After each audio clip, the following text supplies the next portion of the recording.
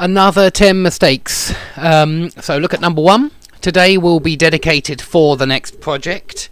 The mistake is the preposition here. You don't want that preposition. Dedicate something to somebody. So this book is dedicated to my wife. Today will be dedicated to the next project. You dedicate something to someone or to something. This is dedicated to the president. Whatever. Number 2, he has a leaky nose. Not leaky. This sounds a bit funny actually, and it's very close because we do say a leaky tap. Yeah, if you have a leaky tap in the bathroom, it's dripping, drip, drip, drip. But we don't say it with nose. We say he has a runny nose. Runny. Or running. Running is also possible. He has a running nose. Oh dear. Sorry about that. He has a runny nose or a running nose. Either of those would both be okay. Sorry if you can't see that. Running. Okay, number 3. Detective Bell wasn't injured by bullets. Now this I corrected because it sounds pretty strange again.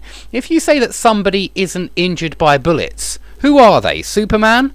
I mean, this is somebody who isn't injured by bullets, generally speaking, any bullets. But that's not what the student meant here. And here you can see articles again are very important. Detective Bell is a character in Sherlock, a series which I watch with a lot of students, and this was a young student who made this mistake, but is a very good speaker of English because they're watching Sherlock Elementary, and so he's the kid is obviously at an advanced level, and he understood his mistake perfectly well. Detective Bell wasn't injured by the bullets which the person, the perpetrator, shot at him at that moment. He's not. If you say he wasn't injured by bullets, it means generally speaking he wasn't injured by bullets. So it makes him sound like Superman or someone amazingly strong that can never be injured by any bullets. But we mean he wasn't injured by the bullets that she fired at him because she missed. The perpetrator missed him when she tried to shoot him. Anyway, I hope that's clear. I hope it's a clear indication of how important the word "the" can be and how it can really change the meaning. Okay, number 4, the footprints suited to Detective Bell's shoes. So this was a mistake from the same student, and we've just got the wrong verb. Matched, not suited. If something suits you, it means it looks good on you. You say, hey, I like your tie, that really suits you. But you might say your tie matches your eyes, meaning they're the same colour. And here we mean that the footprints match the shoes. They are the same. So the footprints matched Detective Bell's shoes. You can say matched to or matched. It both sound correct to me.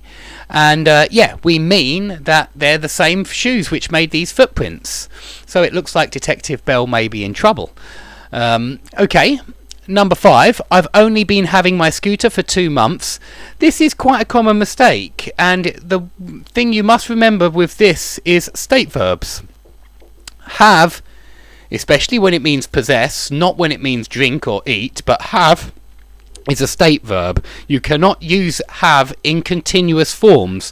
Not present continuous, not past continuous, and not present perfect continuous like here. I have only had. No been, no having. I have only had my scooter for 2 months. Okay, number 6. It wasn't possible for him to commit this crime. His alibi was watertight. I think that this was also one mistake from my younger student, but this was a really good example of why perfect infinitive is important. Here, it wasn't possible. We're talking, my student was retelling the show, retelling Sherlock, and he was saying that this person had an alibi, so he can't have committed the crime. Now remember, we'd use a past modal for that. He can't have committed the crime. He can't have committed it. It wasn't possible for him to have committed this crime. Okay, we need a perfect infinitive here. We really do.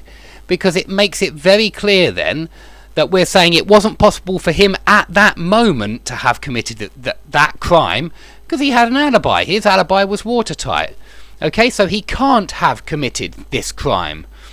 I hope that's clear. Please watch my video on perfect infinitive and perfect gerund to understand why this must be to have committed. Okay, number 7.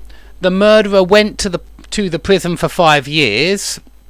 Now you might notice that I stopped there. I kind of stuttered on the, because it's not correct. The murderer went to prison for 5 years. We don't use the with prison when we mean the criminal, when we mean the person who goes to prison. We don't use the with hospital when we mean the patient. He went to hospital. We don't use the with school or university when we mean pupils or students. So please remember that rule for using the. It's very useful. Number 8. Sherlock disagreed to do this work. This is wrong. Sherlock refused to do this work. Okay, it's wrong vocabulary here. Refuse means that you say, I won't do it. It's not disagree, which is when you say, I don't agree with you, I think you're wrong. But you say, I won't do it, you refuse. Okay, the police is a very common mistake. The police are. The police, always plural, please. The police are not very good. And I'm not saying that I agree with that statement either, but someone was talking about Sherlock. Okay, number 10, they found chemistry in the body. This was also Sherlock. Chemistry is a school subject, so you can't find a school subject in someone's body. You can't find biology or chemistry or physics in a body, but you can find chemicals in a body. In fact, the body is full of different chemicals, I'm sure.